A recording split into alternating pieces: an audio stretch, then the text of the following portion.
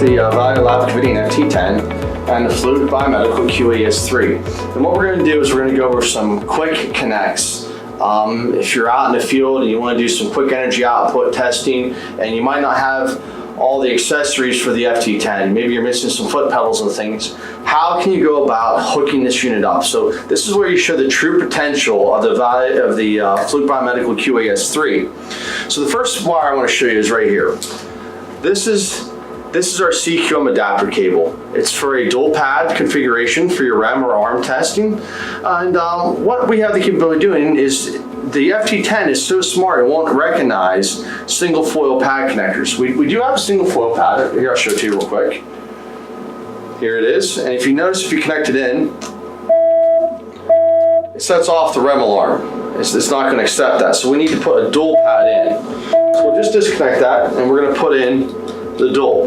Here it is. It's got the DIN pin on it and it's got the two wires on the end of it. We're going to connect that into here. And in order to satisfy the requirements of the FT10, we've developed the man in the can. This is a resistor, so we're simply going to plug it in line with our dual cord REM pad, like such. There you go. And you can now see that the green REM light is on. That has satisfied the REM requirements of the FT10. So now we have two wires. The only thing we need to do is connect one of these. Either one's fine, but just because it's staying color coordinated, I used a black connector and plug it into the variable low of the QAS3. So what we'll do here is we're going to do a simple monopolar 2 output test. So we'll grab our red cable, our red variable high cable, connect this into the variable high of the QAS3, and we're going to put into the single port on the left of the FT10. There we go.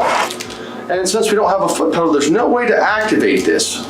We're going to simulate a foot pedal using the yellow and the blue cables from the QAS3. So this top quadrant right here, this section, this is to simulate the foot switches of the ESU. So we'll simply connect the yellow cable to the yellow and the blue cable to the blue. Then on the FT10, they're inverted. So where here the yellow's on the left, blue's on the right, we're going to put the blue on the left and the yellow on the right. Once this is completed, we have satisfied requirements of the FT10 saying that we've connected a handpiece and the lights are on. So now we need to have an activation cable. So you notice up here on the QAS3 there's one port missing, this common port. So we'll take the short black cable, we're going to connect it from the common of the QAS3 to the back side of the variable high port. There we go. So it's from the common port down to the back of the right cable on the QAS3. Now we're just going to pick some outputs here. We'll go ahead and we'll run this up to max settings. So 300 ohms cut and 120 coag. Now we're going to go to general output test on the QAS3. We're going to select cut and we're going to put it at 300 ohms. There we go.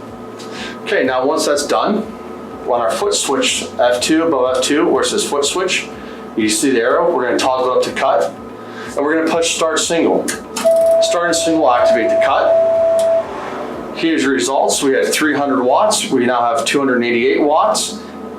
And we can see these results, right? The results are saved as test 2. So there's how we test cut. Coag is just as simple. We'll push the F2 button, take it down to coag. And we're going to push start single again. Coag is activated. 120 watts, we read 113. This is just a quick function test. To get the actual readings, you should open up your service manual and read what your settings should be and what ohms resistances you should have, or loads we should have, and what milliamp outputs. But typically, I guess, coag is done at 500 ohms. So we can turn up to 500 and try again here. Start single. 120, there we go, 115. So we're pretty close there, within 15% or so. And that's how you're going to do monopolar.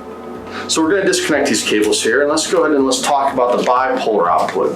And just to make it easier, we're going to get rid of all of these cables. So I'm just going to set them here on the floor. Now the problem is, here we go, take all these out.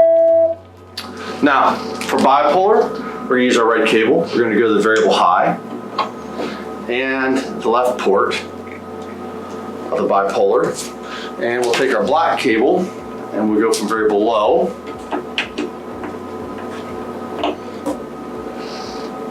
to the right port. There we go. Now our bipolar is activated, but we don't have the pedal here, so we can't activate this. So if we get back into the accessory kit, the QES3, you'll find this cable right here. See, the end of it's a little bit different than the other cables. It's missing the banana pin. This we're going to put from the cut of the QES3 down here, and in between these two ports, there's a small little hole, and that will plug into there, right like that. Now we need a common jumper here.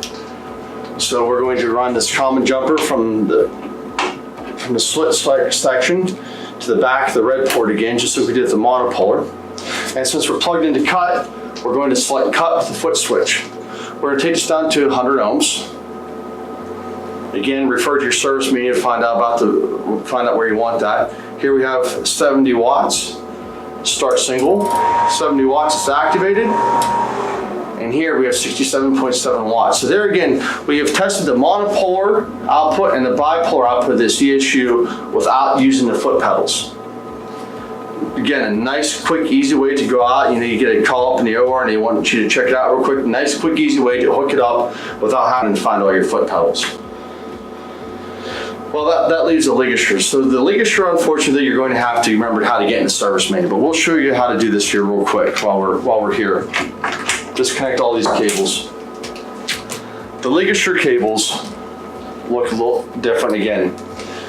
We're gonna hold up a black, here's your standard black variable load cable, and here's your Ligasure cable. See how the ends are different?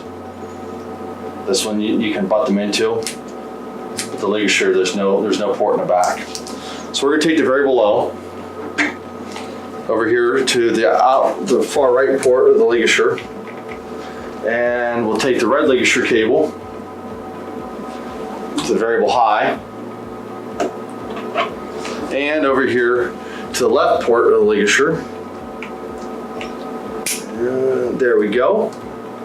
All right, well now you see the REM pad's not satisfied. So what we're going to do is we're going to go into service mode. And then we're going to go into service, and we're going to enter the access code. You can find that in the service manual. 423213. Again, please reference your service manual to make sure everything's safe and you're within the specifications. We're going to hit OK. We're going to go to RF output tests. Once we're here, we're going to select BPR coag, effect 6. Put 50 ohms here.